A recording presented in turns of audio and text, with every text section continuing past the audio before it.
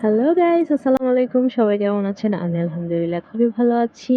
আমি আজকে বেগুন দিয়ে ছোট মাছের চচ্চড়ি করব। তাই ১ম এ বেগুনের গুলো কড়াইতে দিয়ে দিলাম। তারপর দিয়ে দিব একে, একে মাছগুলো। তারপর কাঁচামরিচ কুচি দিয়ে দিব। তারপর দিয়ে দিব পেঁয়াজ কুচি। দিয়ে দিব স্বাদমতো লবণ, হলুদের গুঁড়ো, মরিচের গুঁড়ো। তারপর দিয়ে দিব পরিমাণ মতো তেল। তারপর এটাকে খুবই আলতোভাবে মেখে নেব। আমার পেজের ভিডিওগুলো যদি ভালো লাগে সো প্লিজ আমার পেজটাকে ফলো দিয়ে রাখবেন। তারপর এখানে দিয়ে দিব সামান্য পরিমাণ পানি। তরকারিটা কিন্তু খুবই দারুণ হয়েছিল গরম ভাতের সাথে।